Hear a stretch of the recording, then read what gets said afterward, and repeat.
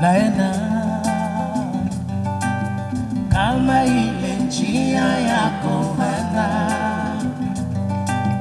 kama ni maisha yako fata we dada reno reno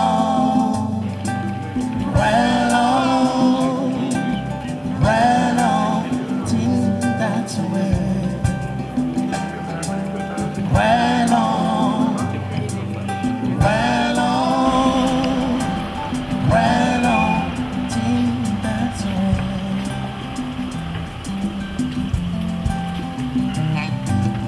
leo baka ni mawazo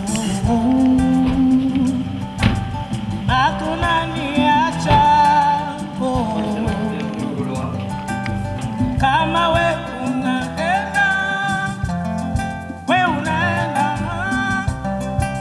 unaenda oh mia wabo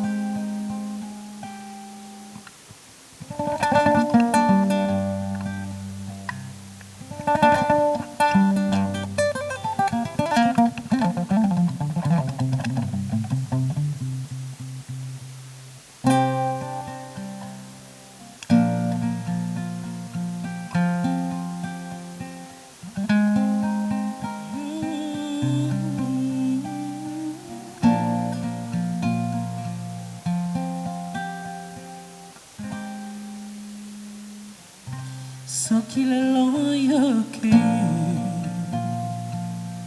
nanya kabata ela turuna so kile loyo gaze nanya kabata fololo ya bolingo nanya kabata tuluna nani akubatila mama mama mwano youtube tangana awayo ke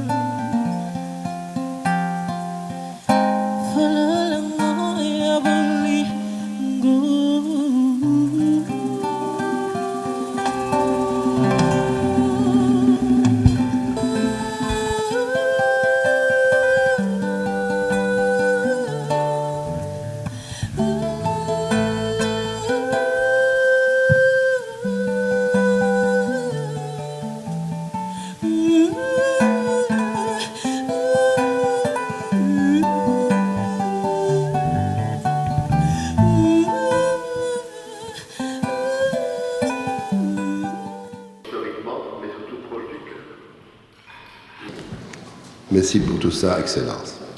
Merci aussi d'avoir accepté, sans hésiter un seul instant, notre invitation de ce midi. Vous avez intégré le corps des diplomates de la République depuis 1988 et vous avez été élevé à la dignité d'ambassadeur en 2003.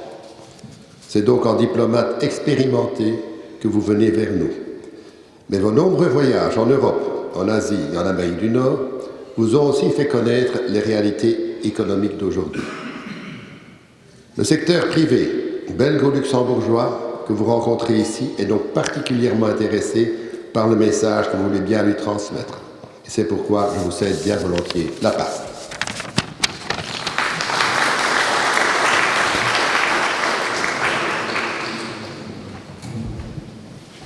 Merci.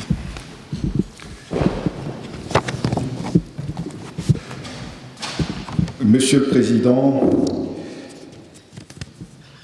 Monsieur l'ambassadeur, chers collègues, Mesdames et Messieurs les membres de la Chambre, Mesdames et Messieurs distingués invités,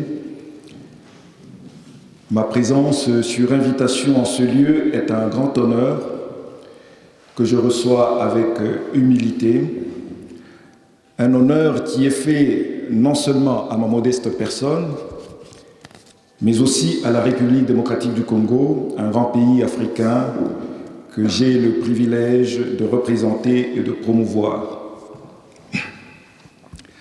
Pour cela, et pour l'intérêt que vous ne cessez de porter à mon pays et qui justifie votre présence nombreuse ici, je vous dis un grand merci et je vous exprime toute ma gratitude. Je suis également enthousiaste à l'idée de contribuer au développement des relations d'affaires entre la communauté belgo-luxembourgeoise et la République démocratique du Congo.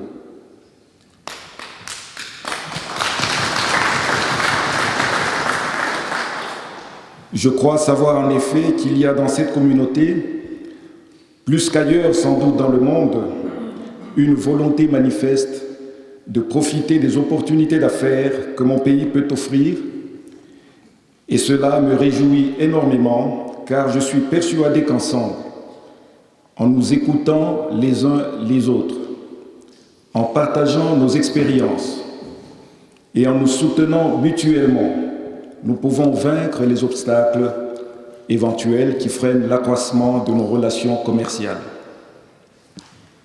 Mon message est le suivant.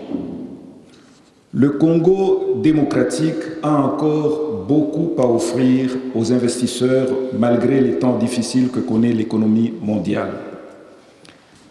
Je suis venu vous dire que l'intérêt que vous manifestez pour la RDC doit demeurer vif et ne doit pas céder à la morosité ambiante. Cet intérêt ne devrait aucunement faiblir car plusieurs raisons militent pour cela.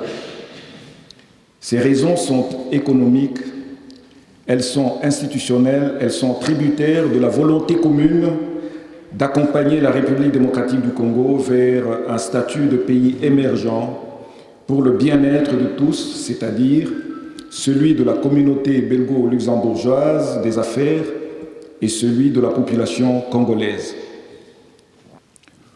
Pourquoi suis-je convaincu que l'intérêt pour les affaires avec le Congo doit rester vif pour certains et être ravivé pour d'autres? Ma conviction, selon laquelle vous devriez vous impliquer dans l'économie congolaise, trouve tout d'abord son essence dans la réalité économique, en particulier dans l'évolution structurelle socio-économique. Si, comme nous l'évoquerons plus tard, la conjoncture mondiale actuelle affecte négativement l'économie congolaise, les faits montrent, eux, que les décisions d'investissement devraient surtout se baser sur des évolutions tendancielles. En effet, les conjonctures se retournent. Elles passent d'une période d'accélération à une période de baisse d'activité, et bien souvent de manière non anticipée. L'investissement durable devrait, lui, se baser sur le parcours économique et les anticipations d'ordre structurel, Et de ce point de vue, l'économie congolaise ne manque pas d'atouts. Que s'est-il donc passé en République démocratique du Congo ces dernières années sur le plan socio-économique? À ceux qui sont au courant, je voudrais suggérer de souffrir de ce que cela leur soit rappelé. Ne dit-on pas que la répétition est la mère des sciences? De nombreuses réformes ont vu le jour en République démocratique du Congo. Leurs résultats ont été palpables avec une implication directe sur le climat des affaires. Certaines des réformes ont concerné le fonctionnement de l'économie. D'autres ont permis d'améliorer la gouvernance économique. Certes, ce climat des affaires doit impérativement encore être amélioré, mais un chemin a été parcouru. Parmi de nombreuses réformes effectives qui ont un intérêt pour les hommes d'affaires que vous êtes, j'épinglerai celles qui suivent. Premièrement, en République démocratique du Congo, la loi qui régule les processus de passation des marchés publics permet à tous de concourir lorsque les appels d'offres sont lancés.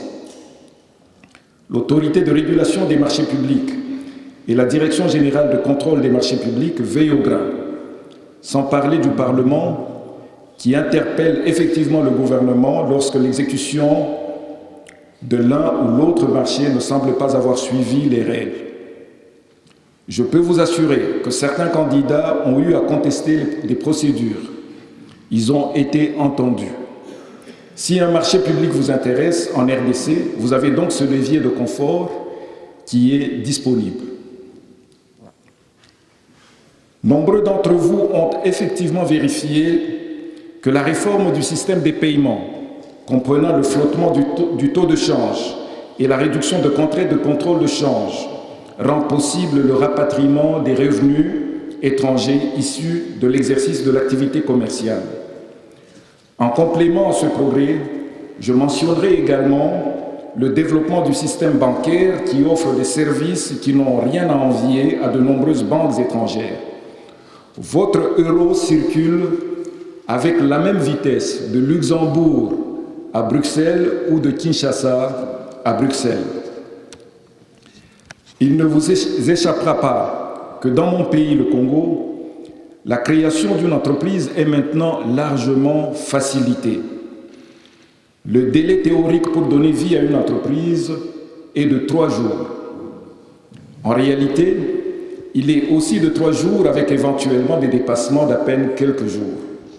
Pour autant que l'on soit bien aiguillé, l'enregistrement de votre entreprise ne devrait pas dépasser 1 semaine.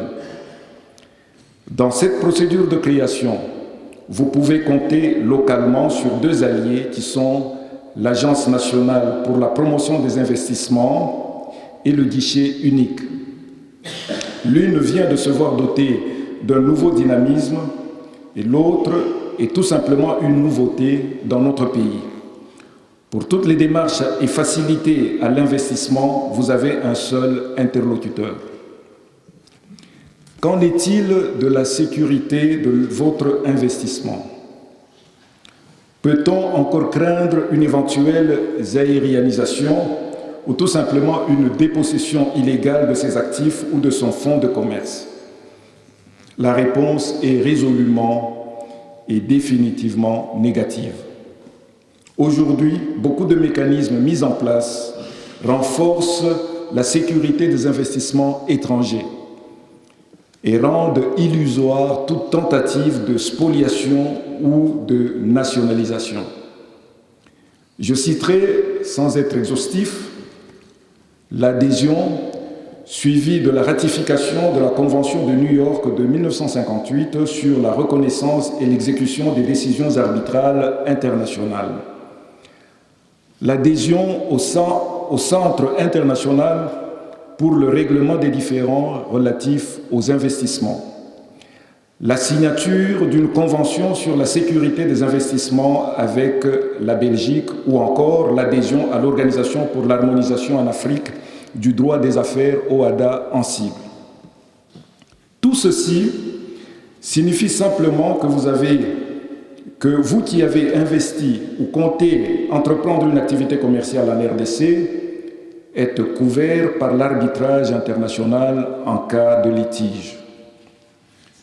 Mesdames et messieurs, les réformes dans notre pays n'améliorent pas seulement la gouvernance économique et le climat des affaires.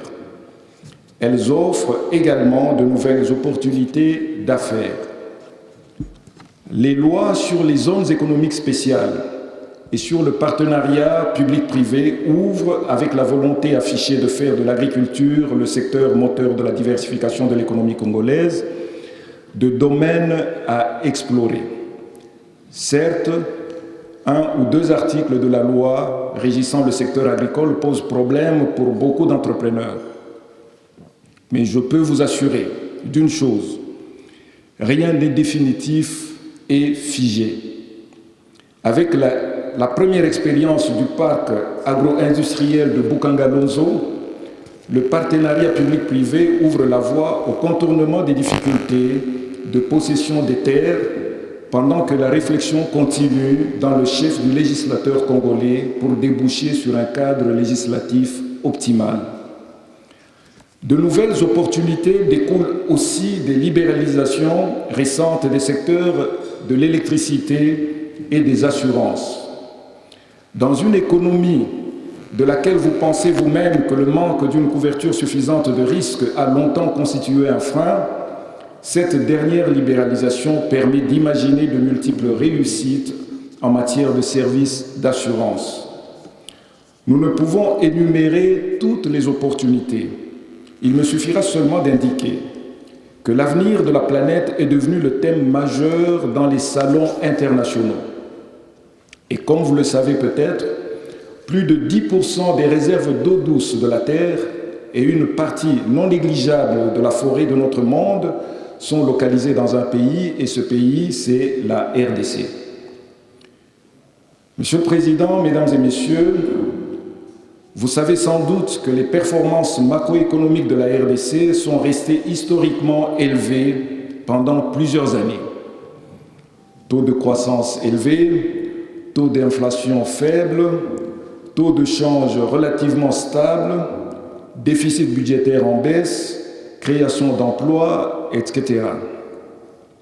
En plus de ces résultats reflétant une stabilité macroéconomique, plusieurs secteurs se sont développés, tels les télécommunications, le secteur bancaire, la grande distribution et, aussi étonnant que cela puisse paraître, une industrie embryonnaire de produits finis, notamment dans l'agroalimentaire et la pharmacie.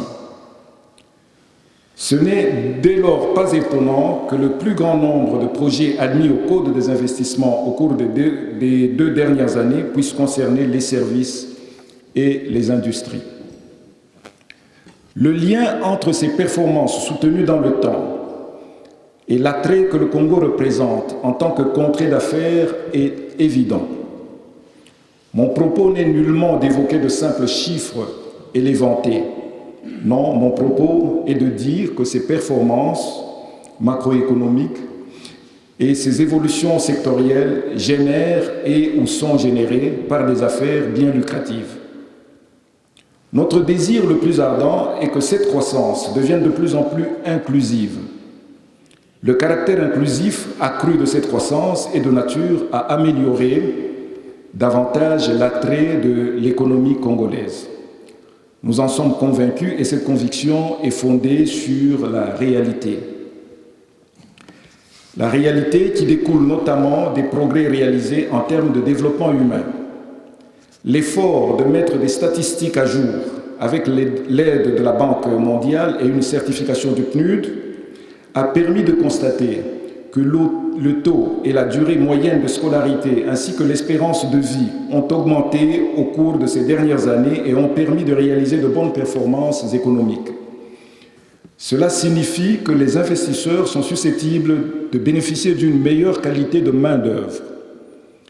Il a également permis de constater que le taux de pauvreté a légèrement diminué alors que le produit par tête d'habitant et le pouvoir d'achat ont augmenté.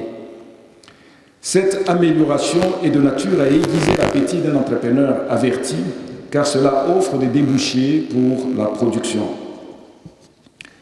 Le caractère inclusif actuel, qui passe par l'amélioration des transports en commun, la construction et la rénovation des écoles, la réhabilitation et la construction des institutions de santé, la création d'emplois ou la réhabilitation des voies de communication, est favorable à l'éclosion des affaires. Cette éclosion des affaires, à son tour, contribue à la croissance et à l'amélioration du bien-être de la population. Voilà le cercle vertueux que nous voudrions renforcer à travers une croissance plus inclusive. Mais pour cela, mesdames et messieurs, il faudrait que nous ayons affaire à des partenaires convaincus de notre potentiel et qui ont un sens aigu de l'éthique des affaires. Je pense que vous faites partie de cette rare de partenaires dignes de confiance. Mon propos sur le dynamisme structurel de l'économie congolaise au cours de ces dernières années n'a nullement pour objectif d'occulter la conjoncture politique et économique actuelle qui suscite légitimement des interrogations. Son but est plutôt de vous aider à replacer vos interrogations dans le bon contexte. Premièrement, s'il faut évoquer la morosité actuelle de l'économie mondiale et la chute des prix des matières premières, je ne peux qu'admettre que l'économie congolaise est affectée à cause de sa dépendance des cours des minerais. La croissance, bien qu'au-delà de 5%, a baissé en 2015. Le taux de change se déprécie plus substantiellement et l'inflation sera probablement plus élevée en 2016. Je voudrais néanmoins vous rassurer. La croissance, l'inflation et le taux de change se comportent mieux en RDC comparativement aux autres économies à structure comparable. Deuxièmement, la conjoncture politique semble plus volatile alors que les échéances électorales approchent. À ce propos, je souhaiterais seulement rappeler que nous avons connu 2 périodes électorales depuis que le redressement économique a commencé, l'une en 2006 et l'autre en 2011. Aussi tumultueuses qu'elles aient été, elles n'ont en rien freiné le dit redressement et l'expansion économique. Par ailleurs, je voudrais quand même faire remarquer que le débat actuel entre les forces vives de la nation se focalise sur les modalités d'un dialogue.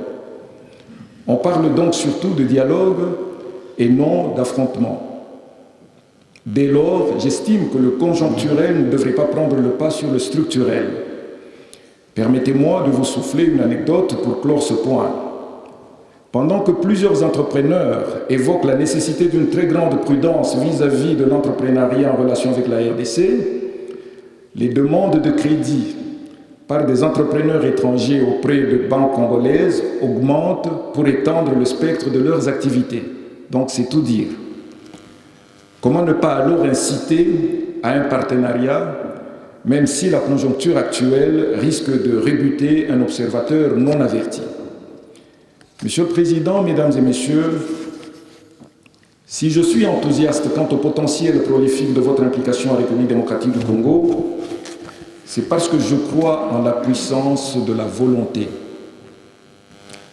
Si nous nous résolvons à mettre toutes les chances de notre côté, nous aurons fait notre part pour atteindre des résultats sans précédent. Dès lors, les opportunités réelles livreront les trésors cachés tant en faveur de la prospérité de vos affaires que pour l'amélioration du bien-être des Congolais. Concrètement, je voudrais vous proposer une collaboration engagée à partir de la capitale de l'Europe, le siège des institutions européennes. Ma conception de la diplomatie économique se décline en une approche basée sur des résultats. Sans renier l'intérêt d'une réflexion et d'une action de corps pour évoquer les problèmes globaux et trouver des solutions globales, je m'inscris aussi et surtout dans une approche ciblée sur des projets et leur impact réel sur le bien-être socio-économique en RDC. Ce que je vous demande, c'est de mettre à notre disposition l'information nécessaire sur chacune de vos activités ou projets d'entreprise relatifs à la République démocratique du Congo.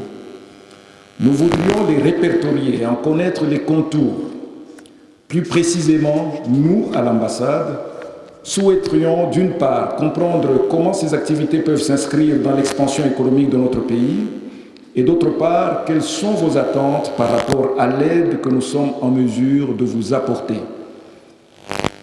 Qu'il s'agisse d'une information utile pour vos affaires, d'une facilitation quelconque ou d'un besoin d'écoute sur une difficulté rencontrée, je serai votre premier soutien et m'engage à vous accompagner. En retour, je souhaite que nous nous engagions tous à analyser les résultats que chaque projet d'entreprise engendre en termes d'atteinte de vos objectifs d'homme d'affaires et d'impact attendu sur l'amélioration du bien-être économique de la RDC. Mesdames et messieurs, pourquoi les progrès économiques dans notre pays ne bénéficieraient qu'à d'autres continents ou d'autres pays en dehors du Benelux? Pourquoi des pans entiers de l'économie congolaise qui sont en pleine expansion ne verraient pas les entreprises belgo-luxembourgeoises concurrencer d'autres venues d'ailleurs? Mon espoir est que les tendances s'inversent. Et cet espoir est nourri par les transformations industrielles selon une configuration qui peut étonner. Le patronat français, par exemple, pousse et marque de points. Qui aurait cru que l'entreprise de premier plan qui vend les autos asiatiques à Kinshasa serait française? Qui aurait cru récemment encore qu'une entreprise française rachèterait des investissements chinois pour devenir un acteur majeur en téléphonie en RDC? Pas grand monde. Du reste, la semaine française, qui est devenue un rendez-vous annuel de l'entrepreneuriat français au Congo, où se discutent également des opportunités de création d'emplois locaux, et de bon augure. Nous pouvons donc rêver et agir pour que notre détermination commune rende plus visibles les activités de la communauté belgo-luxembourgeoise, celles qui existent et celles qui vont émerger. Puisque la sagesse nous recommande de commencer par le commencement, alors rêvons de voir les obstacles que vous rencontrez être atténués ou éliminés parce que nous aurions échangé et agi dans ce but.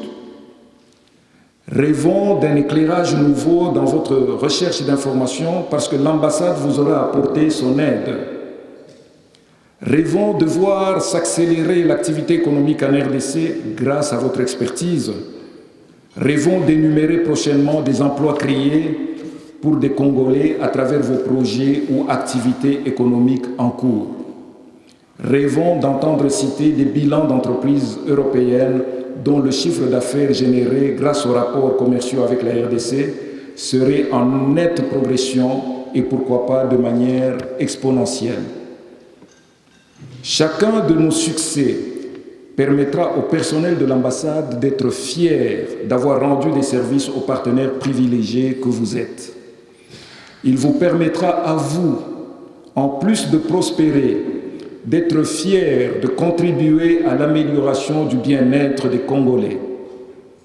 Selon ce mode de coopération que j'ai décrit, je vous le dis solennellement, une main vous est tendue. Je ne doute pas un seul instant qu'elle sera saisie, que dis-je, qu'elle est déjà saisie. Vive la République démocratique du Congo. Vive la Chambre de commerce belgo-luxembourgeoise, Afrique, Caraïbes, Pacifique. Je vous remercie.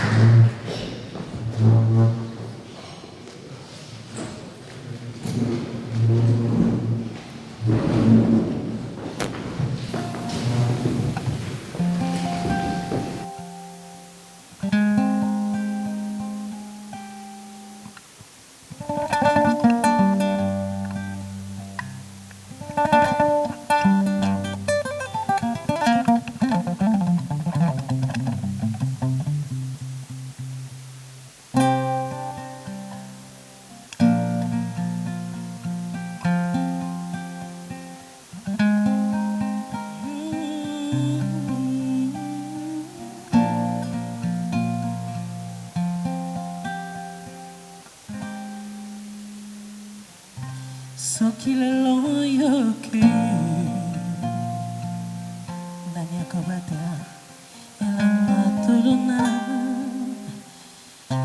soki oyo gaze nani akobatela fololo ya bolingo nani akobatela elanga tolona nani akobatela mama mwana oyo tobotanga